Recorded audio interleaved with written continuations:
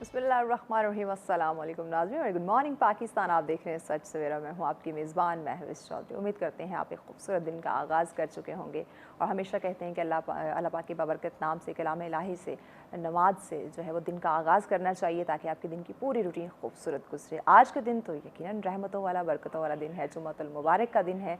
तो यकीनन हमेशा की तरह आज के दिन भी अल्लाह पाक के बाबरकत नाम से ही इस दिन का आगाज़ आपने किया होगा। कुछ आज के दिन के काम भी सर अंजाम दें, गुस्ल करें, पाक साफ़ कपड़े पहने, खुशबू लगाएं, दूध पाक का कसरत से विर्द करें, नमाज की पाबंदी और इसके साथ साथ दुआ करना यकीनन लाज़मी होता है। जब दुआओं की बात करते कहते हैं दुआएं तो इंसान की किस्मत तकदीर बदल सकते हैं, तो क्यों ना जहाँ पे हम अपने लिए इतनी दुआ करते हैं वहीं पे अपने दूसरों को भी अपनी दुआ में शामिल रखें, अपने अजीज़ों को, अपने वालिदैन को, सबको अपनी दुआ में शामिल रखें। तो जो दूसरों के लिए दुआ करता है उसे अपने लिए मांगने की ज़रूरत नहीं पड़ती। यहाँ ये ज़रूर कहूँगी कि मुल्क की जो हालात हैं वो आप लोगों के सामने हैं, तो इस मुल्क की अमन व सलामती, खुशहाली और तरक्की के लिए आज के दिन लाज़िमन आप सब लोगों ने हाथ उठा के दुआ करनी है कि इस मुल्क को अल्लाह पाक दिन दुगनी रात चुगनी तरक्की अता फरमाए। हमेशा की तरह बहुत ही खूबसूरत हम मौज़ूआत लेकर आते हैं। टॉपिक बताने से पहले अपने आज के वार्डरोब के बारे में बताती हूँ। आज का मेरा वार्डरोब रोसारी बाय दानियाल का है। बहुत ही कम टाइम है आप लोगों के पास, जो कि डिस्काउंट लगा हुआ है। डिस्काउंट मैं हमेशा बता रही हूँ कि कूपन कोड जब आप ऐड करते हैं सच सवेरा, तो हमारी जो बहनें हैं वो खुश हो जाए, क्योंकि उन्हें 30% डिस्काउंट उस पर मिलता है। और पार्टी वेयर उनकी फैंसी कलेक्शन बहुत ज़बरदस्त है। तो बिना टाइम वेस्ट किए जल्दी से इनकी वेबसाइट पे जाएं, कूपन कोड सच सवेरा ऐड करें और कोई भी अच्छा ड्रेस जो है आप सेलेक्ट करके बाय कर सकते हैं विद 30% डिस्काउंट। ज़िंदगी बड़ी खूबसूरत है, खुशियों से भरी है। खुशियों की जब हम बात करते हैं, एक अच्छी खुशबू और खुशगवार एहसास, यकीनन जब हम बात करते हैं आपकी शख्सियत की, पर्सनालिटी की, तो अपनी शख्सियत को आप और ज़्यादा पुरअसर बनाने के लिए क्या करना चाहिए कि आपको एक अच्छी खुशबू की आदत अडॉप्ट करनी चाहिए, यानी कि अच्छी कोई ना कोई खुशबू लगानी चाहिए। मुझसे अक्सर लोग जो हैं वो सवाल करते हैं, बार बार मुझसे पूछते हैं कि आप कौन सा परफ्यूम यूज़ करती हैं, कौन सी खुशबू लगाती हैं जिसकी महक इतनी ज़बरदस्त है। तो उन तमाम लोगों को आज मैं ये बताना चाहती हूँ कि आज जो मैं इतना बेहतरीन और मुनफरिद परफ्यूम इस्तेमाल करती हूँ, यकीनन ये बहुत ख़ास है, बहुत ही खूबसूरत, बहुत ज़बरदस्त इसकी खुशगवार फ्रेगनेंस है, जो कि नाज़रीन को स्क्रीन पे भी दिखाई दे रही होगी, ब्लू मिस्ट के नाम से। और ओद से ये तैयार करता है एक बेहतरीन परफ्यूम है, जो कि इतर की फॉर्म में भी आपको मिल जाता है। तो बिना टाइम वेस्ट किए आप इनके सोशल मीडिया प्लेटफॉर्म पे जाएं। स्क्रीन पे आपको इनके नंबर दिखाई दे रहे होंगे, इनके सोशल मीडिया प्लेटफॉर्म, इनके फेसबुक है, इंस्टाग्राम है, यूट्यूब है। वहाँ पे जाके आपको जो भी परफ्यूम अच्छा लगता है आप ऑर्डर करके ख़रीद सकते हैं और ज़िंदगी में खुशियाँ और खुशबुएँ जो हैं वो बिखेर सकते हैं। क्योंकि हम चाहते हैं कि, और होना भी ऐसे चाहिए कि अगर किसी महफ़िल में हम गए हैं, महफ़िल से चले गए हैं, लेकिन आपने एक ऐसी परफ्यूम लगाई हो, ऐसी खुशबू लगाई हो जो कि आपके जाने के बाद भी आपका एहसास दिलाए, तो उसके लिए यकीनन आपकी जो चॉइस है, आपकी जो सिलेक्शन है वो ब्लू मिस्ट होनी चाहिए। क्योंकि इसी से तो यकीनन ज़िंदगी महकती है और इसी से ही खुशियाँ जो है उसमें आपकी ज़िंदगी में जो है वो रौनकें आती हैं। टॉपिक की तरफ बढ़ते हैं। इसी खूबसूरती के साथ, इसी महकती और ज़िंदगी में नए रंग भरने वाली खुशबू को लेकर आगे चलते हैं। टॉपिक जो हमारा है, जो आज का मौजू है, उसकी खुशबू जो है वो भी आप लोगों तक पहुंचाते हैं। देखिए, जब हम दीन इस्लाम की बात करते हैं, इस्लाम एक कामिल दीन है, मुकम्मल ज़ाब्ता हयात है। नो डाउट इस्लाम ने कुछ चीज़ें ऐसी, कुछ ऐसे कवानीन वाज़े कर दिए हैं ज़िंदगी गुजारने के लिए। अगर आप उन्हें देखें, उन पे अमल करें, उन्हें फॉलो करें, तो नो डाउट हम जिस सुकून की बात करते हैं, हम चाहते हैं हमारी रूह को सुकून मिले, ज़हनी तौर पर, जिस्मानी लिहाज से हम बिल्कुल सुकून में रहें, एक अच्छी पुरसुकून ज़िंदगी बसर करें, तो वो जो कवानीन इस्लाम ने वाज़े किए हैं उन पे अमल करना ज़रूरी है। और जब हम देखते हैं दुनिया को संवारने के साथ साथ अपनी आखिरत पे काम करना भी बहुत ज़्यादा ज़रूरी हो जाता है। लेकिन आजकल हमने दुनियावी कामों को कुछ ज़्यादा अपने ऊपर हावी कर लिया है और ऐसा लगता है जैसे हमने आखिरत में जाके जवाब ही नहीं देना। नाज़रीन, जब हम बात करते हैं कुछ हकूक़ की, उसमें दो जो है वो हमारे सामने आते हैं, जिसमें अगर एक की बात की जाए तो हकूक़ुल्लाह, जिसमें नमाज, रोज़ा, ज़कात, हज और इस तरह से कुछ चीज़ें वाज़े की गई हैं। और जब हम दूसरे हकूक़ की बात करते हैं वो है हकूक़ुल इबाद, और ये भी चीज़ वाज़े कर दी गई है कि अगर आप बंदों के हकूक़ अदा नहीं करते हैं, आप उसमें गफलत बरतते हैं, लापरवाही करते हैं, तो हकूक़ुल्लाह तो अल्लाह पाक नो डाउट बेशक रहीम है, करीम है, वो معاف فرما دے گا، لیکن جب حقوق العباد کی بات کرتے ہیں تو کہا جاتا ہے کہ تب تک معاف نہیں ہوں گے جب تک وہ بندہ آپ کو معاف نہیں کرے گا۔ تو یقیناً اس پہ بات کرنا، اس کو سمجھنا کہ حقوق اللہ اور حقوق العباد کی کتنی ویلیو، کتنی اہمیت ہے ہماری زندگی میں، ہم کس طرح سے حقوق اللہ اور حقوق العباد پہ کام کرتے ہوئے، اس کو پورا کرتے ہوئے اپنی زندگی میں وہ سکون، وہ کامیابیاں حاصل کر سکتے ہیں۔ تو یہ آج اس پروگرام میں ہم انشاءاللہ ان ڈیٹیل ڈسکس کریں گے کہ کیسے اپنے ناظرین تک ہم سب، میں، آپ، ہم سب جہاں کہیں بھی بیٹھ کے آپ مجھے سن رہے ہیں، دیکھ رہے ہیں، اس معاشرے کا جو بھی فرد ایک اہم حصہ ہے اسے یہ معلوم ہونا چاہیے کہ زندگی میں خوبصورتی تبھی ہے جب آپ سب کو ساتھ لے کر چلتے ہیں۔ تو معاشرے میں دیکھتے ہیں ہر پہلو پہ، ہر جگہ، ہر موڑ، ہر سٹیپ پہ ہمیں لگتا ہے کہ کہیں نہ کہیں حقوق اللہ تو ہم پورے کر رہے ہیں، لیکن حقوق العباد میں ہم کہیں نہ کہیں غفلت برتتے ہوئے دکھائی دے رہے ہیں، جس کا جواب دنیا میں بھی ہمیں دینا پڑ سکتا ہے اور آخرت میں تو یقیناً ہم جواب دیں ہوں گے۔ تو جناب اسی پہ ہم بات کریں گے کہ کیسے ان تمام تر اسلام کے احکامات کو جو ہے وہ ہم فالو کر سکتے ہیں۔ تو اتنے اہم ٹاپک پر ڈسکشن کے لیے ہمارے معزز مہمان ہمیں جوائن کر چکے ہیں، جلدی سے ان کا تعارف کرواتی ہوں تاکہ اس خوبصورت ٹاپک کا ہم آغاز کر سکیں۔ ہمارے آج کی پہلی معزز مہمان ہمارے بیشتر پروگرامز میں آپ انہیں دیکھتے ہیں، بہت سارے محافل میں بھی آپ انہیں دیکھتی ہیں، بہت ہی خوبصورتی کے ساتھ اسلام کا درس دیتے ہوئے ہمیں دکھائی دیتی ہیں، اپنی ذمہ داری کو بخوبی طریقے سے سر انجام دیتی ہیں ماشاءاللہ سے۔ ہمارے ساتھ تشریف فرما ہے جناب آپ اسلامک اسکالر ہیں رابعہ مظہر صاحبہ۔ السلام علیکم۔ وعلیکم السلام۔ کیسی ہیں آپ؟ ٹھیک ٹھاک، بہت شکریہ، تھینک یو سو مچ رابعہ، آپ نے ہمیں جوائن کیا۔ ناظرین ان کے ساتھ اگلے ہمارے جو معزز شخصیت ہمارے ساتھ تشریف فرما ہے، نو ڈاؤٹ ان کو بھی آپ بہت سارے ٹی وی چینلز پہ بیشتر پروگرامز میں دیکھتے ہیں۔ سوسائٹی کی بات کریں، وہاں پہ بھی بچوں کو، لوگوں کو اسلام کی تعلیمات دیتے ہوئے، انہیں اویئر کرتے ہوئے، زندگی کے تمام تر معاملات سے آگاہ کرتے ہوئے آپ کو دکھائی دیتے ہیں، اپنی ذمہ داری کو بخوبی طریقے سے سر انجام دیتے ہیں ماشاءاللہ سے۔ ہمارے ساتھ تشریف فرما ہے، آپ بھی اسلامک اسکالر ہیں جی، ڈاکٹر محمد سعید طیب صاحب۔ السلام علیکم ڈاکٹر صاحب، کیسے ہیں آپ؟ بہت شکریہ ڈاکٹر صاحب، آپ نے ہمیں وقت دیا، آپ دونوں معزز مہمانوں کا بہت شکریہ، آپ نے وقت دیا۔ رابعہ آپ ہی سے میرا پہلا سوال، ہمارا آج کا جو بنیادی ٹاپک ہے حقوق العباد وہی ہے، سوال یہی ہے، دین اسلام میں حقوق العباد کی بات کریں تو کیا تقاضے ہیں، بیان کیجیے۔ سب سے پہلے تو میں سچ ٹی وی کو مبارکباد دوں گی کہ انہوں نے اتنا اچھا ٹاپک جو ہے وہ سلیکٹ کیا، اور آج کل اس ٹاپک کی بہت زیادہ ضرورت ہے کہ اس سے لوگوں کو آگاہ کیا جائے۔ اچھا، جہاں پہ حقوق اللہ کا تعلق ہے تو حقوق اللہ جو پورا دین ہے ہمارا، اس کا 10% ہے، جس میں نماز ہے، حج ہے، روزہ ہے، زکوٰۃ ہے، لیکن جو حقوق العباد ہے وہ 90% آف دین جو ہے وہ حقوق العباد کے اوپر بیس کرتا ہے۔ اب 90%۔ اب حقوق العباد جو ہے اس میں آپ کے والدین کے حقوق بھی ہیں، اولاد کے حقوق ہیں، آپ کے رشتہ داروں کے حقوق ہیں، یتیموں کے، مسکینوں کے، یعنی سوسائٹی میں جتنے بھی یونٹس پائے جاتے ہیں، جتنے لوگ پائے جاتے ہیں، ان سب کا کوئی نہ کوئی حق جو ہے وہ ہمارے اوپر عائد ہوتا ہے۔ اور دین اسلام وہ واحد مذہب ہے کہ جب وہ آیا تو اس نے ایک پورے خاندانی سسٹم کی اور پورے معاشرے کی اصلاح کی جو ہے بنیاد رکھی ہے۔ اب ہم اگر حقوق العباد کا جائزہ لیں تو سٹیپ بائی سٹیپ ہمیں نظر آتا ہے کہ سب سے پہلے اسلام نے جو اس چیز پر فوکس کیا وہ ہمارے والدین کے ساتھ تعلق ہے۔ ایک شخص جو ہے وہ نبی پاک صلی اللہ علیہ وآلہ وسلم کی بارگاہ میں تشریف لے کر آیا اور اس نے ان سے سوال کیا کہ میرے اوپر سب سے زیادہ حق کس کا ہے؟ تو رسول کریم صلی اللہ علیہ وآلہ وسلم نے جواب دیا کہ آپ کی ماں کا سب سے زیادہ حق ہے۔ اس نے پھر سوال کیا تو آپ نے فرمایا تمہاری ماں کا، پھر اس نے سوال کیا تو آپ نے فرمایا تمہاری ماں کا، اور چوتھی بار کہا کہ تمہارے والد کا تمہارے اوپر حق ہے۔ اب ہم جانتے ہیں کہ جب دین اسلام کے آنے سے پہلے وہاں کی سوسائٹی کس طرح کی تھی، ماں باپ کے ساتھ کس طرح کا سلوک کیا جاتا تھا، اور وہاں پر ہم دیکھ رہے ہیں کہ حضور پاک صلی اللہ علیہ وآلہ وسلم والدین کے ساتھ جو آپ کا حسن سلوک ہے اس کو اجاگر کر رہے ہیں۔ اسی طرح جب کوئی جہاد کی اجازت لینے کے لیے آتا تو آپ فرمایا کرتے کہ کیا تمہارے والدین زندہ ہیں؟ اگر اس کے والدین زندہ ہوتے تو آپ اسے حکم فرماتے۔ پہلا حق حقوق العباد میں ہمارے والدین کا ہے۔ مزید بھی رابعہ ہم آپ سے جانیں گے، بریک کی جانب بڑھنا میں چاہتی ہوں، بریک پہ جانے سے پہلے ہم ڈاکٹر صاحب سے بھی حقوق العباد پہ تھوڑی سی بات کر لیں۔ ڈاکٹر صاحب فرمائیے گا حقوق العباد اور دین اسلام۔ دیکھیں، اسلام ایک آفاقی مذہب ہے اور زندگی کے تمام پہلوؤں پہ مکمل رہنمائی فراہم کرتا ہے۔ بے شک اسلام رہبانیت کی اجازت نہیں دیتا، اسلام سوشل ریلیجن ہے، معاشرتی مذہب ہے۔ اس لیے آپ صلی اللہ علیہ وسلم کی حدیث میں بھی اس کی طرف اشارہ ملتا ہے جی، فرمایا من سکن البادیۃ جفا، جو جنگل میں رہتا ہے نا اس کی طبیعت وہ سخت مزاج ہو جاتی ہے۔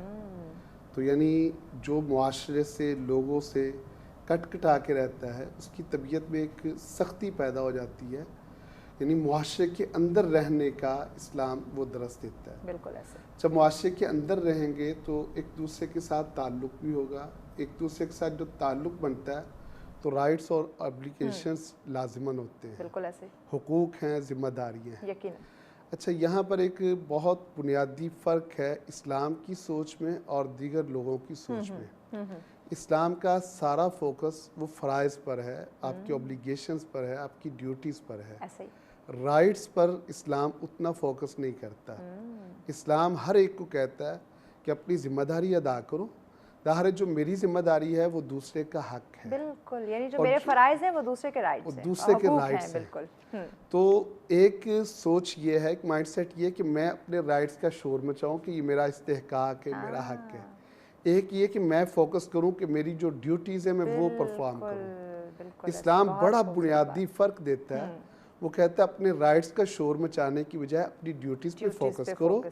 हर बंदा जब अपनी अपनी ड्यूटी अदा करता है तो दूसरे के राइट्स खुद ब खुद अदा हो जाते हैं। क्या बात, बहुत खूब। और ये बड़ा बुनियादी फ़र्क है। जिस सोसाइटी में ये फ़र्क समझ लिया जाए और अपनी अपनी ज़िम्मेदारियों को अदा करना शुरू कर दिया जाए, वहाँ किसी को राइट्स का शोर मचाने की ज़रूरत ही नहीं पड़ती। बहुत ही खूबसूरत बात। डॉक्टर साहब, ब्रेक की जाने बढ़ना यकीनन नाज़रीन बहुत ही खूबसूरती के साथ हमारे मेहमानों ने इस मौजू को ओपन किया। हकूक़ और फ़राइज़, जब हम हकूक़ और फ़राइज़ की बात करते हैं, अगर आप अपने फ़राइज़ सर अंजाम देने लग जाएँ तो आपको हकूक़ पे बात करने की ज़रूरत नहीं पड़ेगी। मज़ीद भी यकीनन टॉपिक बहुत वसी है, टाइम भी अभी हमारे पास बहुत है, बहुत कुछ आज हम जानेंगे इस टॉपिक के हवाले से, क्योंकि हकूक़ और लिबाद पे हम बात करें तो किस तरह से अपनी ज़िम्मेदारी को हम समझ सकते हैं। इंशाल्लाह इन डिटेल इस पर डिस्कशन की जाएगी, लेकिन इस ब्रेक के बाद साथ रहिएगा। वेलकम बैक नाज़रीन, आप देख रहे हैं सच सवेरा। आज का हमारा जो टॉपिक जिस पर हम डिस्कशन कर रहे हैं, जुम्मतुल मुबारक का दिन है, तो यकीनन बहुत ही खूबसूरत आज का मौजू रखा गया है। हकूक़ लिबाद पे हम बात करें और किस तरह से इस्लामी अहकामात में क्या इरशाद फरमाया गया है, दीन इस्लाम में हकूक़ लिबाद की क्या तकाज़े हैं, उसी पे हम डिस्कशन करें। राबिया, आप ही से मैं दोबारा आना चाहूँगी। हकूक़ लिबाद के तकाज़े मैंने आपसे पूछा, सबसे पहला हक़ अपने वालिदैन का जो है वो दीन इस्लाम में बताया, इसके अलावा और जो मज़ीद वजाहत कर दीजिए हकूक़ लिबाद की दीन इस्लाम के अंदर। अच्छा, हम जो है वो वालिदैन के हकूक़ तो डिस्कस कर चुके हैं, तो फिर आगे हमें बच्चों के हकूक़ मिलते हैं।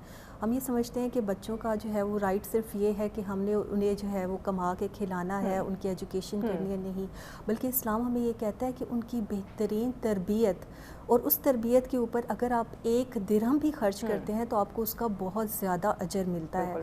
तो इस तरीके से जब नबी करीम सल्लल्लाहु अलैहि वसल्लम की प्यारी बेटी जो है वो तशरीफ़ लेकर आती, तो नबी करीम सल्लल्लाहु अलैहि वसल्लम उनके इस्तकबाल के लिए खड़े हो जाते और इस तरह अपनी जगह पे उन्हें बिठाते। और जब रसूल करीम सल्लल्लाहु अलैहि वसल्लम उनके घर तशरीफ़ लेकर आते तो वो ये अमल दोहराती। और इसी तरह जब बीबी फ़ातिमा ज़हरा सलामुल्लाह अलैहा को कोई कुरान की आयत समझ ना आती तो वो उसकी तफसीर पूछने के लिए डायरेक्ट नबी करीम सल्लल्लाहु अलैहि वसल्लम की बारगाह में तशरीफ़ ले आती।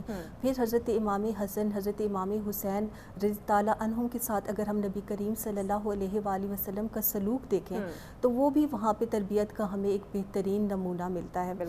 तो इस तरीके से इस्लाम ने जो है वो औलाद के हकूक़ बयान किए और ये भी कहा कि आप छोटों की भी इज़्ज़त करें और उनकी राय का जो है एहतराम किया जाए, क्योंकि यही वो एज होती है जहाँ आप लाड प्यार से हट के बच्चे की तरबियत कर रहे होते हैं। क्योंकि बच्चा जब पुख्ता एज में 10 साल से क्रॉस कर जाता है तो फिर उसकी एक सोच जो है वो डेवलप कर चुकी है। कि आखिरत में बच्चों की तरबियत के हवाले से भी सवाल, हाँ, आखिरत में इस हवाले से भी सवाल किया जाएगा। और जो है बाप जो है और माँ जो है वो अपने घर के लिए एक हुक्मरान की हैसियत रखते हैं और जो बच्चे हैं उनकी रियाया की हैसियत रखते हैं और रियाया के बारे में जो है वो आखिरत में सवालात किए जाएंगे। इसके साथ फिर हम देखते हैं कि रिश्तेदारों के हकूक़ जो है वो आ जाते हैं और रिश्तेदारों के आजकल बहुत बड़ी नंबर पे वालिदैन के, फिर बच्चों के और तीसरे नंबर पे रहम के, हाँ, रिश्तेदारों के हकूक़ जो है, जो हमारे खूनी रिश्तेदार हैं उनके हकूक़ आ जाते हैं।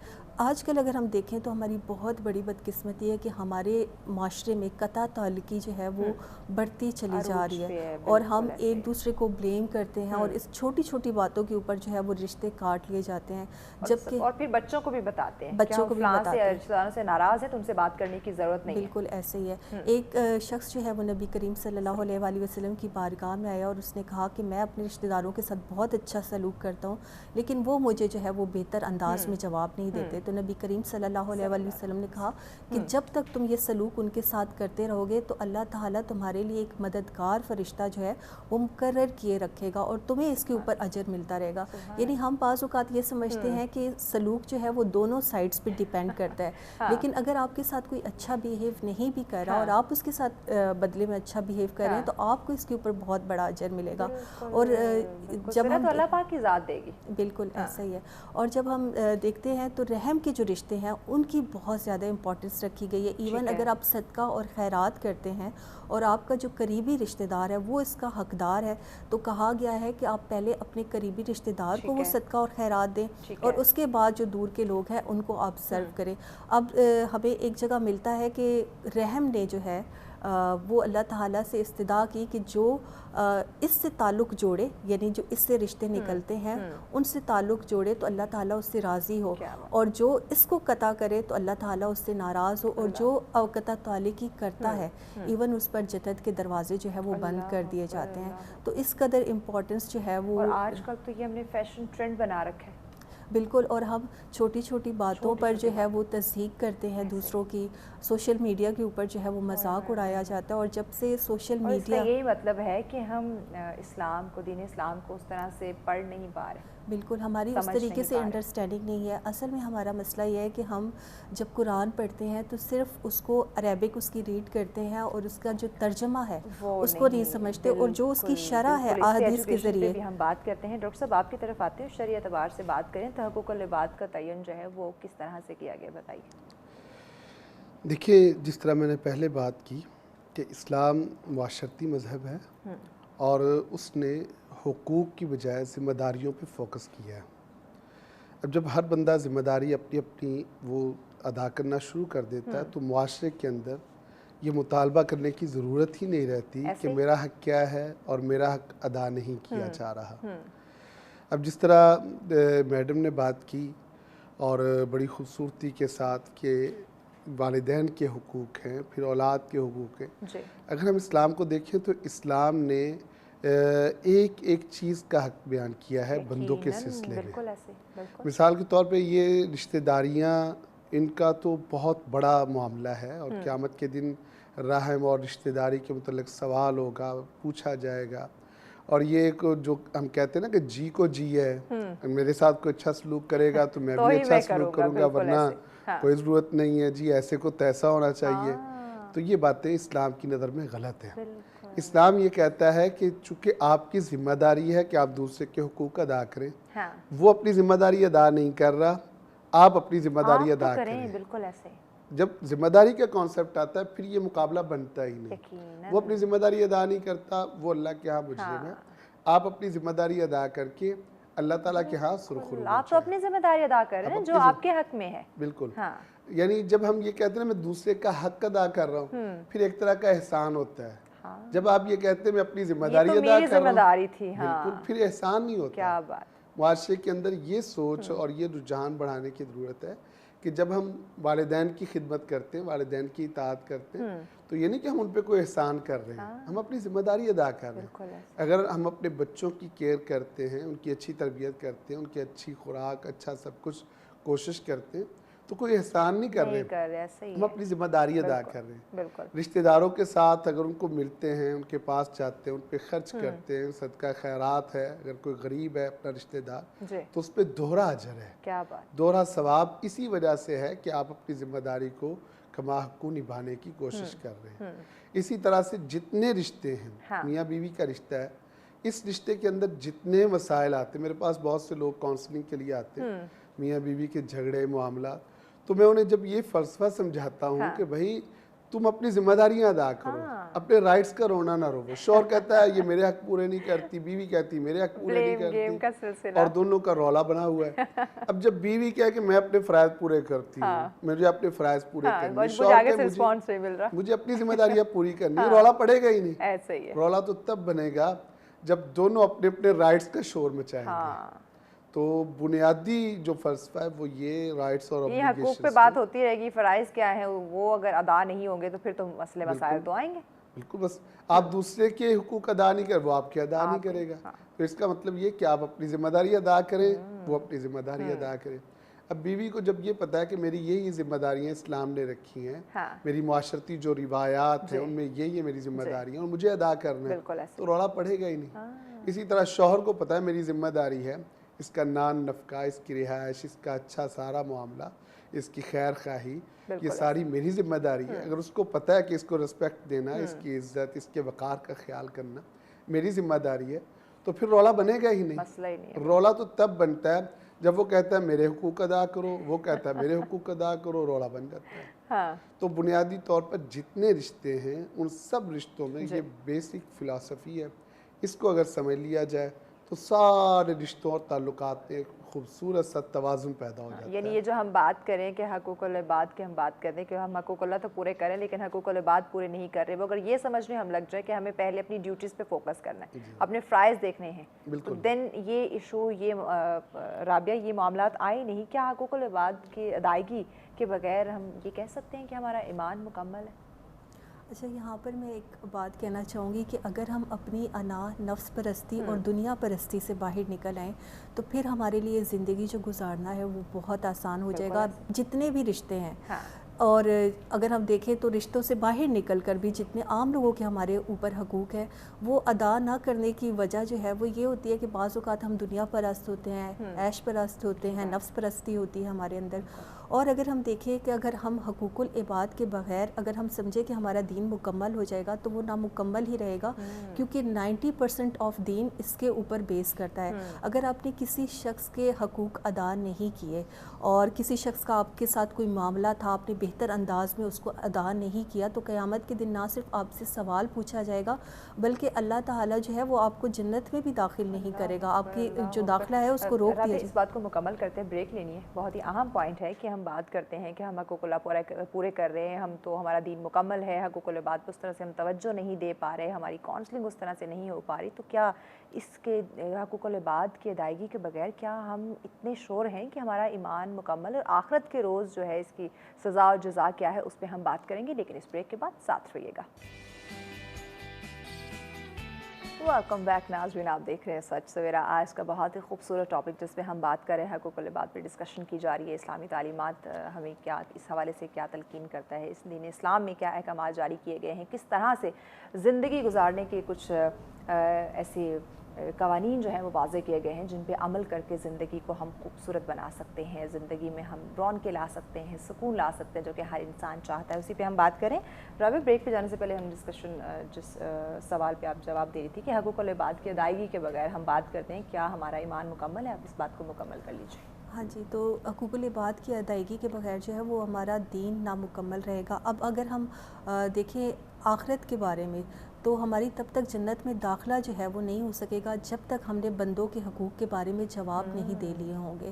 تو بندوں کے حقوق جو ادا کرنا ہے نا وہ بہت امپورٹنس کا حامل ہے، کیونکہ 90% آف دین جو ہے وہ اس کے اوپر بیس کر رہا ہے۔ جب ہم نے زندگی کے لیے کچھ سیکھنا ہے تو ہم نے دیکھنا جو ہے وہ اپنے ان خلفائے راشدین کی طرف ہے، احادیث کی طرف دیکھنا ہے، قرآن کی طرف دیکھنا ہے۔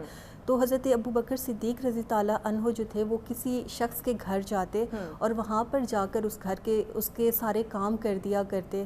تو جب ان کی وفات ہوگی حضرت عمر رضی تعالیٰ عنہ کو بڑا اس کے اوپر وہ ہوتا تھا کہ کیسے جو ہے وہ حضرت ابو بکر صدیق رضی تعالیٰ عنہ کہاں جاتے ہیں۔ تو ایک دن انہوں نے جو ہے وہ ان کا پیچھا کیا اور ان کو پتہ چل گیا، تو ایک دن حضرت عمر رضی تعالیٰ عنہ گئے اور انہوں نے دیکھا کہ تمام جو کام ہے ان کا وہ حضرت ابو بکر صدیق رضی تعالیٰ عنہ خود کر رہے ہیں، اور جو ہے ان کی، اور اس نابینا شخص کو یہ بھی نہیں پتا کہ یہ جو کام کرنے والے ہیں یہ ہمارے خلیفہ ہیں۔ اور اسی طرح حضرت امام زین العابدین رضی تعالیٰ عنہ کو اگر ہم دیکھیں، ان کی زندگی سے سیکھیں، تو جب ان کو غسل دیا گیا تو ان کی کمر کے اوپر نشانات تھے جو بوریاں اٹھانے کی وجہ سے ان کی کمر کے اوپر پڑ گئے تھے، اور وہ یتیموں، مسکینوں، بیواؤں کے گھر جا کے خود جو ہے وہ اناج اور ساری ضروریات زندگی جو ہے وہ دے کر آتے تھے۔ تو وہ جو ہمارے دور تھے، جو سلف صالحین تھے، وہ اس قدر جو ہے وہ دوسروں کی حقوق کی پاسداری کیا کرتے تھے۔ اور حضرت عمر رضی تعالیٰ عنہ کے اگر ہم دور کو دیکھتے ہیں تو وہاں پر ہمیں نظر آتا ہے کہ ایک دفعہ ایک شخص جو تھا وہ بھیک مانگ رہا تھا، اور وہ یہودی تھا اور بہت زیادہ کمزور بھی ہو گیا تھا اور بوڑھا بھی ہو گیا تھا۔ تو حضرت عمر رضی تعالیٰ عنہ دورہ کر رہے تھے اپنی سلطنت کا، جب انہوں نے دیکھا کہ ایک بوڑھا شخص جو ہے یہاں پر بھیک مانگ رہا ہے، انہوں نے پوچھا تم بھیک کیوں مانگ رہے ہو؟ تو اس نے کہا کہ ایک تو میں نے حکومت کا ٹیکس دینا ہوتا ہے اور دوسرا میں بہت کمزور ہو گیا ہوں تو میں کما نہیں سکتا پیسے. تو حضرت عمر رضی اللہ عنہ کو بہت زیادہ افسوس ہوا اور وہ واپس آئے تو انہوں نے سارے کمزوروں کے اوپر ٹیکس نہ صرف معاف کر دیا بلکہ ان کا ایک وظیفہ مقرر کر دیا تاکہ ان کی جو باقی حیات ہے وہ بہتر انداز میں گزر سکے. تو یہ تمام حقوق ہے جن کا بنیادی شعور جو ہے وہ اسلام ہمیں دیتا ہے, اور اگر ہم ان کی طرف اگر ہم ان کو اسٹڈی کرنا شروع کر دیں تو بہت سے ایسے مسائل جن سے ہم روزمرہ گزرتے ہیں جیسے ہمارے کلیئر ہو سکتے ہیں, ختم ہو سکتے ہیں. یعنی کہ اسلام میں تمام تر چیزیں جو ہے وہ واضح کر دی گئی ہیں. ڈاکٹر صاحب آپ کی طرف آتے ہیں, حقوق العباد سے متعلق جو حق تلفی ہیں ان کی ہم نشاندہی کس طرح سے کریں؟ دیکھیں یہ جو حق تلفی ہے نا, قیامت کے دن اس کا جواب دینا ہے. بالکل ایسے رسول اللہ صلی اللہ علیہ وسلم نے فرمایا لا یؤمنو, اللہ کی قسم وہ شخص ایماندار نہیں ہے. ایک دفعہ فرمایا, پھر فرمایا, پھر فرمایا, 3 دفعہ فرمایا کہ اللہ کی قسم وہ شخص ایماندار نہیں ہے. صحابہ نے پوچھا جی کون؟ آپ نے فرمایا الذی لا یأمن جارہ بوائکہ, کہ جس کا پڑوسی اس کی آفتوں اور مصیبتوں سے محفوظ نہیں ہے. جو پڑوسی کی حق تلفی کر رہا ہے وہ مومن نہیں ہے. ایک دوسری حدیث کے اندر یہ فرمایا لا يدخل الجنت من لا یأمن جارہ بوائکہ, اللہ کی قسم وہ شخص جنت میں داخل نہیں ہوگا جس کا پڑوسی اس کی آفتوں اور مصیبتوں سے محفوظ نہیں ہے. یعنی یہ حق تلفی اتنا بڑا معاملہ ہے کہ یہ آدمی کو جنت سے محروم رکھتا ہے. رسول اللہ صلی اللہ علیہ وسلم کے سامنے ایک بندے نے ذکر کیا ایک خاتون کا کہ فلاں عورت بہت نماز پڑھتی ہے, بہت روزے رکھتی ہے, بہت صدقہ کرتی ہے, نفل نوافل کا بہت اہتمام کرتی ہے, وَلَكِنَّهَا تُؤْذِي جِيرَانَهَا بِلِسَانِهَا, اپنے پڑوسیوں کو اپنی زبان کے ساتھ اذیت دیتی ہے. اس کا یہ مسئلہ ہے. باقی نماز روزہ نفل نوافل بہت ہیں. آپ نے حقوق اللہ وہ پورے کر رہی ہے. ہاں جی, فرمایا ہی فی النار, وہ جہنم میں ہے. اللہ اکبر. صحابی نے پھر دوسری خاتون کا تذکرہ کیا کہ فلاں خاتون جو ہے وہ روزے نفل کم رکھتی ہے, نفل نمازیں کم پڑھتی ہے, نفل صدقہ کم کرتی ہے, بس کبھی کبھار وہ کوئی پنیر کے ٹکڑے وہ جو ہے وہ کھلا پلا دیتی ہے لوگوں کو, اور لیکن اس کا یہ مسئلہ ہے کہ اپنے پڑوسیوں کے ساتھ وہ بہت اچھا سلوک کرتی ہے. فرمایا ہی فی الجنہ, وہ جنت میں ہے. یعنی یہ جو حسن سلوک ہے, پڑوسی کے حقوق ہیں, دوسروں کے حقوق ہیں, یہ حقوق ادا کرنا, فرائض پہ تو کمپرومائز نہیں ہے, لیکن نوافل کے اندر سستی اور غفلت بھی ہو جائے تو بندہ ان حقوق کو ادا کر کے وہ جو نوافل میں بڑے عمل کرنے والے ان کے درجات کو پہنچ سکتا ہے. تو یعنی حق تلفی کسی صورت بھی دنیا میں بھی خیر کا باعث نہیں. ایک صحابی نے کہا اللہ کے رسول مجھے بتائیے کامیابی کا راستہ. فرمایا کن محسن, محسن ہو جاؤ, نیکی کرنے والے ہو جاؤ, احسان کرنے والے ہو جاؤ. اس نے کہا جی مجھے کیسے پتہ چلے گا کہ میں محسن ہوں یا مسیح ہوں, نیکوکار ہوں یا بدکار ہوں؟ اب نے فرمایا اگر تیرے پڑوسی گواہی دینا کہ تو احسان کرنے والا محسن ہے پھر تو محسن ہے, اور اگر وہ کہیں کہ تو مسیح ہے, برا ہے, بدکار ہے, بد کردار ہے, اگر وہ یہ کہتے تو اس کا مطلب یہ کہ تو یہ. تو یعنی پڑوسیوں کے ساتھ, لوگوں کے ساتھ حسن سلوک, ان کے ساتھ اچھا رویہ, اچھا برتاؤ, وہ آپ کو اللہ تعالیٰ کے قریب کر دیتا ہے اور اللہ کی ناراضگی سے دور کر دیتا ہے.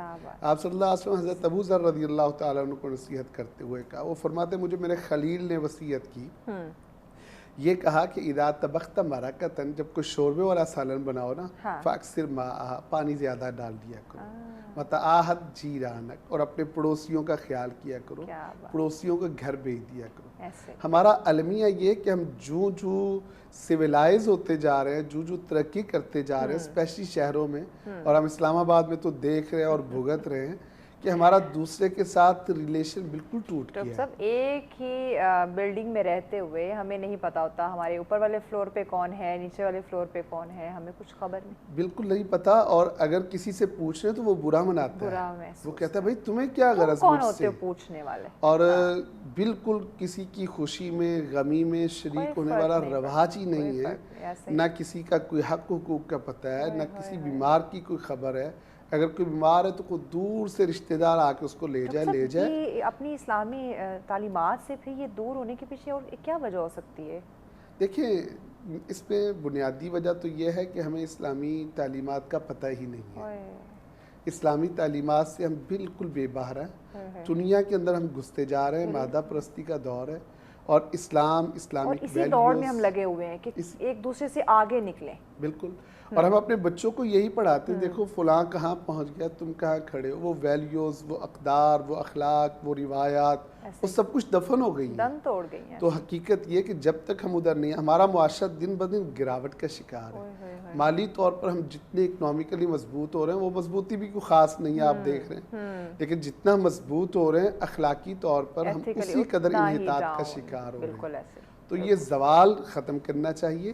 اسلامی تعلیمات, معاشرتی روایات, وہ روایات ہم سے چھن رہی ہیں. وہ خوبصورت معاشرہ ہمارا وہ دفن ہوتا جا رہا ہے. تو ہمیں اس خوبصورت معاشرے کو واپس لانے کے لیے اپنے بچوں کی تربیت اس پر دینی ہے. یہ بچوں کی تربیت پہ بھی میں بات کروں گی. رابعہ, آپ کی طرف آتے ہیں. معاشرتی اقدار کی انہوں نے بات کی ڈاکٹر صاحب نے. حقوق العباد میں معاشرتی حقوق کی ذرا وضاحت کر دیجیے ناظرین کی آسانی کے لیے. اچھا, معاشرتی حقوق یہ ہیں کہ ایک تو ہمارے جو معاشرے میں یتیم پائے جاتے ہیں, بیوائیں ہیں, مسکین ہے, ایک تو ان کے حقوق ہیں, اور رسول کریم صلی اللہ علیہ وآلہ وسلم نے اس کو بہترین جہاد قرار دیا کہ جو شخص ان کے لوگوں کی مدد کے لیے نکلتا ہے تو اللہ تعالیٰ جو ہے وہ اس کے لیے جہاد کا جو درجہ ہے وہ لکھ دیتا ہے. اس کے علاوہ ہم یہ سمجھتے ہیں کہ شاید صرف انسانوں کے حقوق جو ہے وہ حقوق العباد میں جو ہے وہ بیس کرتے ہیں, لیکن اسلام ایک پورا کائنات کے اوپر جو ہے وہ بیس کرتا ہوا مذہب ہے. تو اس میں ہمیں نظر آتا ہے کہ اسی طرح پودوں کے بھی حقوق ہیں, اسی طرح جانوروں کے بھی حقوق ہیں, اور جتنی زندہ چیزیں ہیں سب کے حقوق ہیں. ایون راستے کے جو حقوق ہیں وہ بھی بیان کیا گئے ہیں. تو اسلام تو بہت واسٹ مذہب ہے, لیکن بدقسمتی یہ ہے کہ نہ ہمارے ماں باپ نے ہماری اس طریقے سے تربیت کی, چونکہ خود ان کو ان چیزوں کا علم نہیں ہے. اب اس بات کو مکمل کرتے ایک بریک ہے, بریک کے بعد اس پہ ہم بات کرتے ہیں, کیونکہ معاشرتی حقوق کی ڈسکشن ہو رہی ہے جو کہ یقیناً ہم سب کے سامنے, ہم سب اس معاشرے کے ایک اہم فرد ہیں, تو ہمیں معاشرتی حقوق کے بارے میں آگاہی ہونا بہت زیادہ ضروری ہے. ڈسکشن کی جائے گی, لیکن اس بریک کے بعد ساتھ رہیے گا.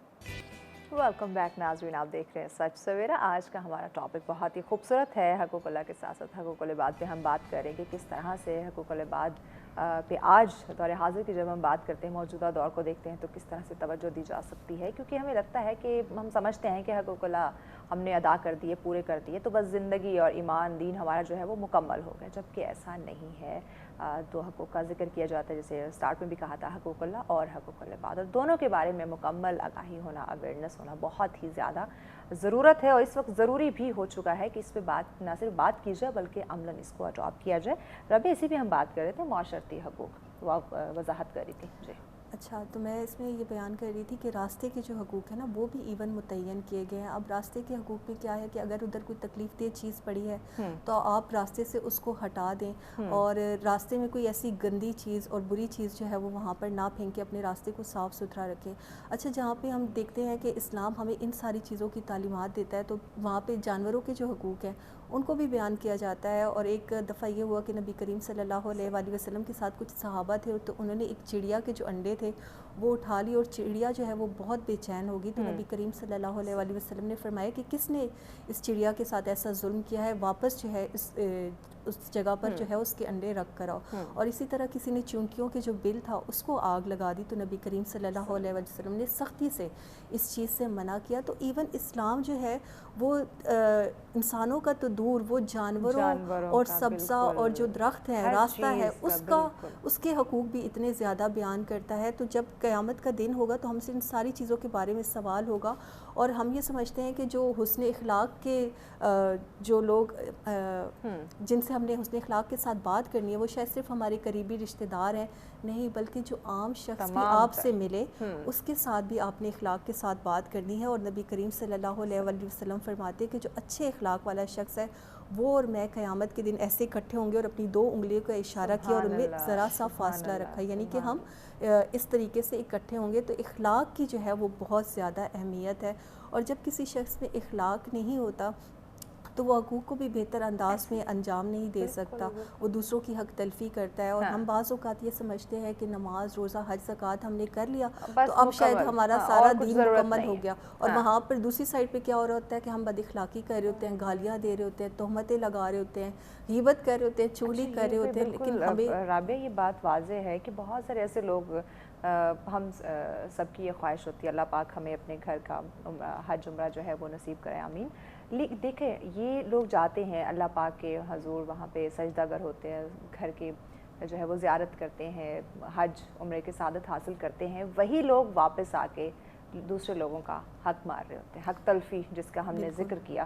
تو وہی بات حقوق اللہ پہ ہم توجہ دے رہے ہیں، لیکن واپس آ کے حقوق العباد کے ساتھ اب کیا کر رہے ہیں؟ بالکل ایسا ہی ہے۔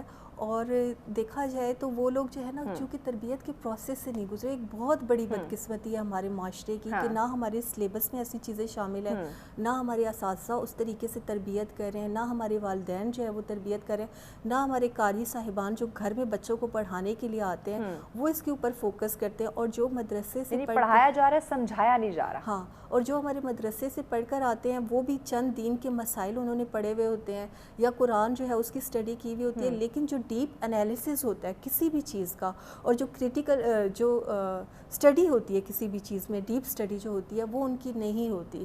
تو اس وجہ سے معاشرہ جو ہے نا وہ دن بدن گراوٹ کا شکار ہے۔ اگر ہم یہ ساری چیزیں اڈاپٹ کی ہوتی تو آج ہم ایک بہتر معاشرے میں جی رہے ہوتے۔ جو سلف صالحین کا دور تھا ہم اس دور سے بہت زیادہ دور ہو چکے ہیں، ہم ان ساری روایات سے کٹ چکے ہیں۔ آج تو کوئی بیمار ہوتا ہے ہم اس کی بیمار پرسی کے لیے بھی نہیں جاتے، کوئی شخص فون کر دیتے ہیں، میسج کر دیتے ہیں، ہاں بالکل، لیکن چل کر نہیں جاتے، چل کر نہیں جاتے۔ ایک لڑکا تھا نبی کریم صلی اللہ علیہ وآلہ وسلم کی بارگاہ میں، وہ نبی کریم صلی اللہ علیہ وآلہ وسلم کے نالین اٹھایا کرتا تھا، جوتے مبارک اٹھاتا تھا، اور وہ لڑکا جو تھا وہ یہودی تھا۔ کچھ دن وہ حضور کی بارگاہ میں نہیں آیا تو حضور صلی اللہ علیہ وآلہ وسلم نے پوچھا کہ وہ لڑکا کہاں پر ہے، تو انہوں نے بتایا کہ وہ لڑکا جو ہے وہ بہت زیادہ بیمار ہے۔ آپ نے اسی وقت اپنے صحابہ کرام کو لیا اور آپ نے کہا کہ سب جو ہے وہ اس کو پوچھنے کے لیے چلتے ہیں، اس کی عیادت کے لیے چلتے ہیں۔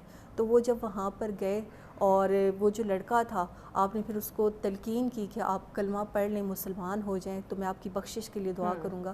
تو اس لڑکے نے جو ہے وہ اس ٹائم کلمہ پڑھ لیا، لیکن آپ رسول کریم صلی اللہ علیہ وآلہ وسلم کا دیکھیں کہ وہ ایک یہودی بھی ہے، لیکن پھر بھی ہم جو ہے وہ اس کی عیادت کے لیے تشریف لے کر گئے ہیں۔ یعنی کہ انسانوں میں انسان کا انسان سے سلوک ہے، مسلمان کا مسلمان سے سلوک جو ہے اس کو نہیں کہا گیا۔ کوئی غیر مسلم بھی ہے تو ہم نے اس کے ساتھ بھی جو ہے وہ بہترین اخلاق کے ساتھ پیش آنا ہے، بہترین حسن اخلاق کے ساتھ پیش آنا ہے، اور یہ جو چیزیں ہوتی ہیں یہ آپ کے معاشرے کو بہتر بناتی ہیں یقیناً۔ اور اس وقت ہمارا معاشرہ جو بگاڑ کا ایک باعث بن رہا، سبب بن رہا ہے، وہ معاشرے میں بہت بڑا ہمیں بگاڑ نظر آ رہا ہے، اس کی یقیناً ناظرین وجہ یہی ہے دین اسلام سے دوری، اسلامی تعلیمات سے دوری۔ ڈاکٹر صاحب حقوق العباد میں تاجروں کی بات کریں تو کیا ذمہ داری عائد ہوتی ہے؟ رسول اللہ صلی اللہ علیہ وآلہ وسلم نے تجار کے متعلق بہت ساری باتیں ارشاد فرمائیں۔ بیسیکلی آپ بھی تاجر تھے اور آپ کا خاندان بھی تجارت پیشہ تھا، تو فرمایا جو تجار ہے نا، جو سچ بولنے والا تاجر ہے، دیانتدار تاجر ہے، وہ قیامت کے دن نبیوں کے ساتھ، صدیقوں کے ساتھ، شہداء اور صالحین کے ساتھ اس کا حشر ہوگا۔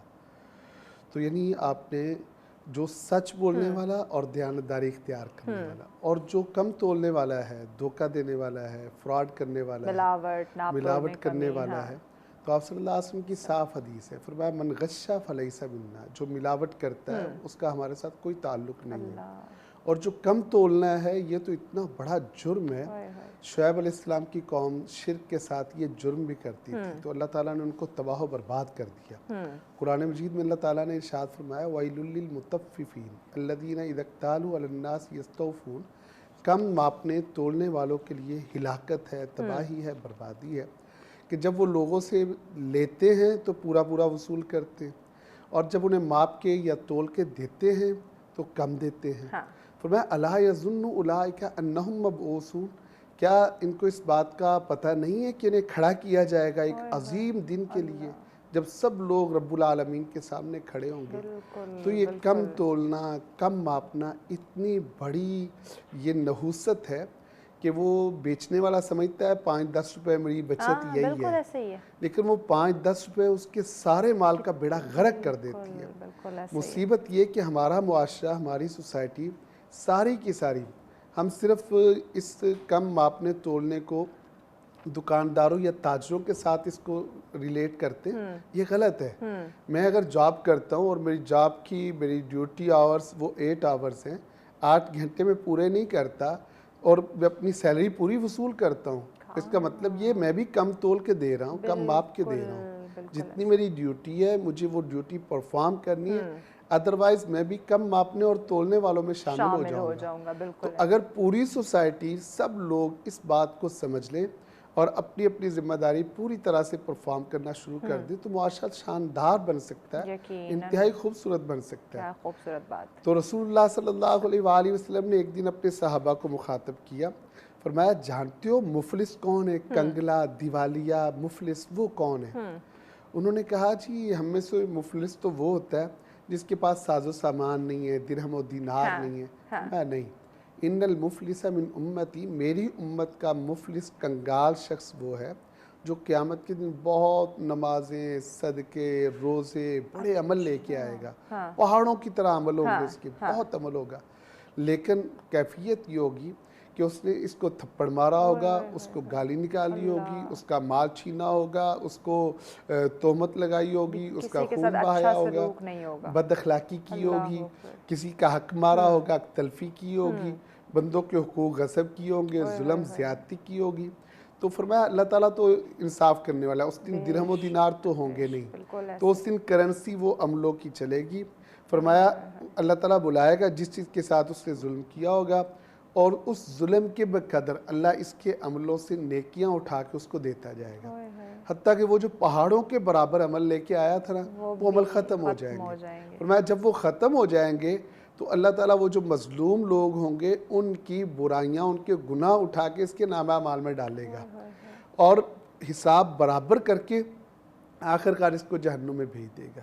یعنی اتنے بڑے بڑے عمل کر کے آنے والا، اتنا ثواب کمانے والا، بندوں کے حقوق کی تلف کرنے کی وجہ سے، بندوں کے حقوق میں کمی کی وجہ سے آخر کار وہ جہنم میں چلا جائے۔ بالکل، یعنی کہ یہاں سے ناظرین ہمیں اندازہ لگا لینا چاہیے کہ حقوق العباد کی کتنی بڑی ویلیو، اہمیت ہے، لیکن آج جب ہم حالات حاضرہ میں ارد گرد نظر دوڑائیں، اپنے آپ کو دیکھیں تو یقیناً نگاہیں شرم سے جھکنی چاہیے کہ ہم حقوق العباد کیا ہم ادا کریں، اپنے حق کے لیے تو بڑی آواز اٹھا رہے، لیکن جب اپنے وہ ڈیوٹیز کی فرائض کی بات آتی ہے تب ہم کیا کہہ رہے ہیں۔ مزید بھی اس ٹاپک پر ڈسکشن کرتے ہیں لیکن اس شارٹ بریک کے بعد ساتھ رہیے گا۔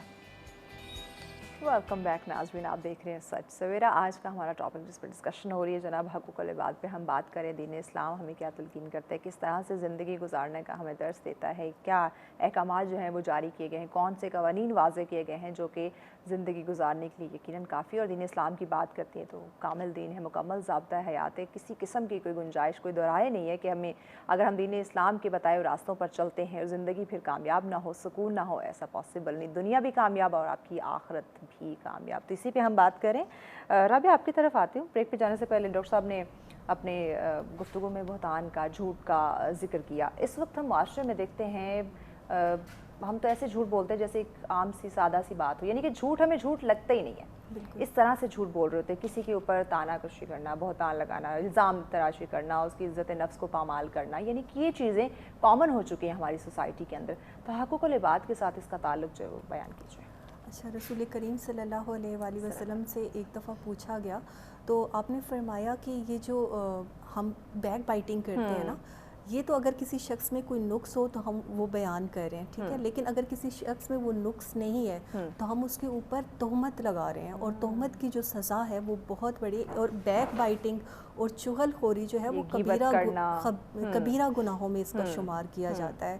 اب ہمارے معاشرے میں یہ جو برائیاں ہیں نا یہ بہت عام ہے، ہم گوسپس کے نام، ہمیں لگتا ہی نہیں ہے ویسے ہم تو باتیں کر رہے ہیں، ہاں ہم گوسپس کے نام کے اوپر نا ہم اسے کہتے ہیں ہم گوسپس کر رہے ہیں۔ تو یہ چیزیں جو ہے یہ ہمارے معاشرے میں، اصل میں یہ اس چیز کی علامت ہے کہ معاشرہ جو ہے نا دن بدن تنزلی کا شکار ہے، ہم اخلاقی طور پہ تنزلی کا شکار ہے، اور ہمیں اس قدر ان چیزوں کی عادت ہو چکی ہے کہ اب کوئی برائی ہمیں برائی محسوس نہیں ہوتی، کرپشن ہمیں کرپشن محسوس نہیں ہوتی، جھوٹ محسوس نہیں ہوتا، اور ایون دوسروں کو گالیاں دینا جو ہے وہ ہمیں گالی دینا ہی محسوس نہیں ہوتا، ہم عام مذاق میں کر رہے ہوتے ہیں، مذاق میں کر رہے ہوتے ہیں، عام روٹین میں ہم ایک دوسرے کو گالی دے رہے ہوتے ہیں۔ اور جب سے سوشل میڈیا کا دور آیا ہے تو افسوس کے ساتھ جہاں پہ اس کی پازیٹیو یوزیج بہت زیادہ ہے وہاں پہ اس کا نیگیٹو یوزیج جو ہے وہ بہت زیادہ ہے۔ ہم ایک دوسرے کے رازوں سے پردہ اٹھا رہے ہیں، وہاں پر ایک دوسرے کو گالیاں دے رہے ہیں، پردہ پوشی نہیں ہے، ہاں ایک دوسرے کو گالیاں دے رہے ہیں، برے کمنٹس کر رہے ہیں ایک دوسرے کے اوپر، جس کا جو دل چاہتا ہے وہ دوسرے کے بارے میں لکھ دیتا ہے، بہتان ترازی جو ہے وہاں پر عام ہے، اور ہمیں یہ ان چیزوں کا احساس بھی نہیں ہے کہ دو فرشتے جو ہے وہ ہمارے دائیں بائیں بیٹھے ہیں، اور ایک چیز ہمارے منہ سے نکلتی ہے اور وہ اس کو لکھ لیتے ہیں اور اس چیز کا ہمیں حساب دینا ہوگا اور وہ حساب دینا ہمارے لیے انتہائی مشکل ہو جائے گا. اب جب آپ کسی بندے کے حقوق غصب کرتے ہیں چاہے وہ غیر ہے یا اپنا ہے تو وہ تب تک معاف نہیں ہو سکتے اللہ تعالیٰ کی بارگاہ میں, تب تک آپ کو معافی نہیں مل سکتی جب تک آپ اس بندے کے پاس جا کے اس کی تلافی نہیں کر لیتے. اور ہم میں سے کتنے ایسے لوگ ہیں جو تلافی کرتے ہیں. ہمارے اندر تو ہماری انائی بہت زیادہ ہے, ہم بہت زیادہ انا پسند ہیں. اپنی غلطی اپنی وہ بات ہم تسلیم کرنے کو تیار ہی نہیں ہوتے ہیں. ہم تو صحیح بات کی تھی, میں نے کچھ غلط کیا ہی نہیں, میں نے کچھ جھوٹ بولے ہی نہیں ہے. بالکل ایسا ہی ہے. تو یہ دیکھیں نا کہ یہ ہمارا معاشرہ جو ہے وہ کس سمت چل پڑا ہے اور دن بدن جو ہے وہ نیگیٹیوٹی جو ہے وہ اس معاشرے میں بڑھتی چلی جا رہی ہے. ایک شخص جو تھا وہ پچھلے کچھ دن پہلے جو ہے وہ تشریف لے کر آئے تو انہوں نے کہا کہ میں بہت زیادہ انزائٹی کا شکار ہوں. تو ڈاکٹر صاحب نے جو ہے وہ ان کو ٹیبلٹس لکھ کر دیں کہ آپ جو ہے یہ ٹیبلٹس لیں تاکہ جو ہے وہ آپ کی انزائٹی جو ہے وہ ٹھیک ہو سکے. انہوں نے کہا ٹیبلٹس میں کیوں لوں, ٹیبلٹ کی ضرورت تو دنیا والوں کو ہے, دنیا والوں کو ہے تو دنیا کو ٹھیک ہونے کی ضرورت ہے. نہیں, ہر شخص کو خود ٹھیک ہونے کی ضرورت ہے. ہمیں اپنے اندر جھانکنا چاہیے کہ ہمارے اندر کون سی مسٹیکس ہیں, ہم روزمرہ کے معمولات میں کیا کریں. ہر شخص سے اپنے عمل کا خود جواب دینا. ہم اپنے آپ میں کوئی برائی نظر نہیں آتی, لیکن اپنے آپ کو چھوڑ کے باقی سب میں برائیاں دکھائی دیں. اور ہمیں یہ سوچنا چاہیے کہ ہر شخص نے اپنے عمل کا خود جواب دینا ہے. دوسرے اپنے عمل کے ذمہ دار ہیں, میں نے اپنے عمل کا ذمہ دار بننا ہے. میں اللہ تعالیٰ کی بارگاہ میں خود اس کا جواب دوں گا. اور یہ جو نفس پرستی ہے نا اور دنیا پرستی ہے, یہ ہمارے معاشرے میں بہت زیادہ عام ہو گئی. ہر شخص اپنے آپ کو خود پسندی کے اندر بہت زیادہ مبتلا ہے, اور جو خود پسندی میں مبتلا ہے وہ پھر اپنے سے آگے کسی کو دیکھ نہیں سکتا. تکبر یہیں سے جنم لیتا ہے, غیبت یہیں سے جنم لیتی ہے, جھوٹ یہیں سے جنم لیتا ہے, کرپشن یہیں سے جو ہے جنم لیتی ہے. اور پھر جب ہم دنیا پرست ہوتے ہیں تو ہمیں یہ بھی خیال نہیں رہتا کہ جو ہمارے کمانے کے ذرائع ہیں وہ حلال ہیں یا حرام ہیں. تو ہم ان ساری چیزوں کو جو ہے وہ اپنے پاؤں تلے روند کے چلے جاتے ہیں. اور کئی میں نے ایسے لوگ بھی دیکھے ہیں جو بہت اپنی جو ہے وہ بوڑھی ایج میں پہنچ جاتے ہیں لیکن پھر بھی دنیا پرستی جو ہے وہ ان کے اندر بہت زیادہ پائی جاتی ہے. تو ینگ ایج سے جو ہے وہ اس میں فوکس کرنے کی ضرورت ہے, اور ینگ ایج سے ہمیں جو ہے وہ یہ بتانے کی ضرورت ہے کہ جو ایک دوسرے جیسے کہ ماں کی گود پہلی بچے کی درس کا ہے, تو یعنی کہ وہیں سے سلسلہ شروع ہو جاتا ہے تربیت کا. اور ہماری بڑی بدقسمتی ہے کہ نہ ہمیں ایسے حکمران میسر ہیں کہ جو ہمارے لیے رول ماڈل ہوں آج کے دور میں, اور نہ جو ہے ہمیں ایسی تربیت گاہ میسر ہے, نہ ہمیں ایسی مساجد میسر ہے, نہ ایسے مدارس جو ہے وہ میسر ہیں. تو یہ ہماری قوم کی ایک بڑی بدقسمتی ہے, اور اس قوم کی بدقسمتی میں بہت بڑا ہاتھ جو ہے نا وہ ہمارے جو بڑے ہیں ان کا ہے, کیونکہ ان کا ان چیزوں کے اوپر فوکس نہیں تھا. تو وہ یہ سمجھتے تھے کہ یہ وقت کے ساتھ ساتھ شاید ساری چیزیں ہم خود سیکھ جائیں گے, لیکن وہ وقت کے ساتھ ساتھ ہم نے نہیں سیکھی بلکہ ہم تو ان سے بہت زیادہ دور ہوتے چلے گئے. قرآن سے بہت زیادہ دور ہو گئے, احادیث سے بہت زیادہ دور ہو گئے. اور اسی طریقے جو ہمارے پہلے رواج ہوتا تھا کہ ہم بڑے بوڑھوں کے پاس بیٹھا کرتے تھے, وہ ہمیں بہت چیزیں سکھا دیا کرتے تھے, اسٹوریز میں بچے کافی چیزیں سیکھ لیا کرتے تھے. لیکن آج کل کا جو ٹیچر ہے وہ ہمارا سوشل میڈیا ہے, اور سوشل میڈیا آپ کے اندر جو ہے وہ غیر محسوس طریقے سے بہت زیادہ نیگیٹیوٹی. اگر ڈاکٹر صاحب یہی بات آپ کی طرف لے کر آؤں گی, اگر ہماری جو تربیت ہے جیسے پہلے ہمارے بزرگان کرتے تھے, ہمارے ماں باپ ہماری تربیت کیا کرتے تھے, ہمارے استاد رول ماڈل ہوتے تھے, اور جو بات استاد نے کر دینی اس پہ عمل کیا جاتا تھا. آج ماں باپ کو دیکھیں, بچوں کی تربیت ہم نے موبائل فون کے ہاتھ میں رکھ دی ہے. ٹیچرز کو دیکھیں, وہ اپنے جتنا سلیبس ہے اس کو کور کروانے میں لگے ہوئے. بچے کی وہ جو ہم تعلیم تربیت کی ہم بات کرتے تھے, وہ تعلیم تو نظر آ رہی ہے لیکن جو تربیت ہے وہ نہیں ہے. دیکھیں اسلامی تعلیمات سے کس طرح سے دور ہوتے جا رہے ہیں. بچے کے سامنے بیٹھ کر ہم کہتے ہیں کہ ہم گھر پہ نہیں ہیں, فون پہ ہم یہ بات کر رہے تھے, گھر بیٹھ کے بچہ سامنے ہے. تو جب یہ چیزیں ہوں گی تو پھر کہاں بچوں کو سکھائیں گے کہ حقوق اللہ کی اہمیت کیا ہے, حقوق العباد کے بارے میں کیا ارشاد فرمایا گیا ہے؟ بڑی معذرت کے ساتھ آپ نے کہا کہ تعلیم تو نظر آ رہی ہے, تربیت نہیں, مجھے تعلیم بھی نظر نہیں آ رہی. یعنی اب تعلیم کا بھی وہ معیار نہیں رہا. مسئلہ یہ ہے کہ تعلیم بھی نہیں, تعلیم ہو تو وہ آٹومیٹیکلی تربیت پہ لے جاتی ہے. تو تعلیم بھی اب ہم وہ بچے کو سکلز دے رہے ہیں کہ بھئی کمانا کیسے ہے. ہمارا فوکس ہمارے اسکول میں, کالج میں, یونیورسٹی میں, ایون کہ دینی مدارس میں وہ اسی پر ہے کہ کمانا کیسے ہے. ہم کمانے والی مشینیں پیسے کی وہ چھاپنے کی مشین بنا رہے ہیں. ہم کمانے والی جو ہے نا وہ ہم نے ٹکسال لگائی ہوئی ہے. باقی تعلیم تربیت وہ بنیادی چیز یہ ہے کہ بیٹا کمانا کیسے ہے. تو ہماری تعلیم تربیت اس سب کا فوکس اس پر ہے کہ اگر آپ کو مفاد ہے کوئی تو ذرا ہنس کے مل لو, اگر مفاد نہیں ہے تو پھر ٹائم دینے کی کیا ضرورت ہے, نظریں چرا کے نکل جاؤ, دیکھی اندیکھی کر دو, سنی انسنی کر لو. کسی کی بیمار پرسی کرنا ہے تو پہلے دیکھو فائدہ ہے یا نہیں, اگر کوئی مفاد ہے تو اچھا گفٹ لے کے چلے جاؤ جتنا مفاد ہے. کسی کو بلانا ہے, کسی کے ساتھ ملنا ہے, کسی کے پاس جانا ہے, آپ کا گفٹ وہ بتائے گا کہ آپ کو اس سے کتنا مفاد ہے. تو ہم تو 100% وہ کمانا اور کھانا اور یہی بس سوچ, پیٹ کی سوچ ہے, وہ اعلیٰ اخلاقی اقدار والی بات نہ ہماری تعلیم میں ہے نہ تربیت میں ہے. جبکہ رسول اللہ صلی اللہ علیہ وسلم کا سارا فوکس وہ تعلیم و تزکیہ پر تھا, تعلیم و تربیت پر تھا. یعلمہم الکتاب والحکمت ویزکیہم, آپ کتاب سکھاتے تھے, حکمت دیتے تھے, تزکیہ نفس کرتے تھے, سیلف پیوریفیکیشن ہو, انر آپ کا پیوریفائی ہو جائے. اصل چیز اپنے لیے جینا تو جانور بھی جیتے ہیں. آپ میں اور جانور میں فرق یہ ہے کہ انسان اور پھر مسلمان اتنا اعلیٰ مرتبہ اس کا, اتنی تکریم اللہ نے اس کو دی کہ وہ دوسروں کے لیے جیتا ہے, دوسروں کے لیے ہر وقت اس کا خیال ہے. اور ایمان جو ہے نا, جب تک آپ دوسروں کے لیے نہیں سوچتے تو آپ کا ایمان نہیں ہے. رسول اللہ صلی اللہ علیہ وسلم کی بہت ساری حدیثیں ہیں, ہم نے فرمایا جس کا اللہ پر اور آخرت کے دن پر ایمان ہے نا, وہ اپنے پڑوسی کے ساتھ اچھا سلوک کرے. جس کا اللہ پر اور آخرت پر ایمان ہے وہ اپنے مہمان کی عزت کرے, اس کی تکریم کرے. جس کا اللہ پر اور آخرت پر ایمان ہے وہ ہمیشہ پازیٹیو بات کرے, نیگیٹو بات نہ کرے, چپ کر جائے لیکن نیگیٹو بات نہ کرے. ہم دیکھ لیں کہ ہم ان تینوں پوائنٹس میں ایمان کے دعوے تو بہت ہیں لیکن ہم کہاں کھڑے ہیں. ہم مہمان کی مہمان نوازی اس سے جو میرا مفاد وابستہ ہے اس کے حساب سے کرتے ہیں کہ اس سے مجھے فائدہ کتنا ہونا ہے, اس حساب سے اس کی مہمان نوازی ہوگی. ہم پڑوسی کے ساتھ اچھا سلوک, پتہ چل جائے یہ بڑا آفیسر ہے اور مجھے بیٹے کی جاب کے لیے کام پڑنا ہے, پھر اس کے ساتھ تحفے تحائف سب کچھ ہمارا ہر چیز کے اندر, حتیٰ کہ بیوی شوہر کے ساتھ, شوہر بیوی کے ساتھ اتنا جو اخلاص والا رشتہ ہے, اس میں بھی بیوی کو نظر آیا کہ اس کی جاب چلی گئی تو وہ عجیب رویہ وہ اختیار کر لیتی ہے. شوہر کو نظر آیا کہ سسرال والے کمزور ہیں, یہ میری کہیں ہیلپ نہیں کر سکتے, وہ بیوی کے ساتھ جھگڑا کر رہا ہے, لڑائی کر رہا ہے. فلاں کو دیکھو اس کے سسرال والوں نے یہ کر دیا, فلاں کو دیکھو اس کے سسر نے اس کو فلاں جاب لگوا دی, تمہارا ابا کیا کرتا ہے میرے لیے. وہ ایک عجیب سا مادہ پرستانہ رویہ ہے ہمارا. بالکل, اس رویے سے کیسے نکلیں گے اس پہ ڈاکٹر صاحب بات کرتے ہیں, بریک لینی ہے. یقیناً ناظرین اس وقت حالات جب ہم دیکھتے ہیں ہر جگہ ہمیں مفاد پرستی, یہ لالچ پن جو ہے وہ دکھائی دے رہا ہے, اور اس کے ذریعے ہم کبھی بھی اپنے آپ کو ایک سکون والے انوائرمنٹ میں نہیں لا سکتے. مزید اس پہ بات کرتے ہیں کہ اس سے آیا نکل کیسے سکتے ہیں, کیسے اپنے آپ کو, اپنی روح کو ہم سکون جو ہے وہ پہنچائے. اس پہ ان ڈیٹیل ہم ڈسکشن کرتے ہیں لیکن اس بریک کے بعد ساتھ رہیے گا.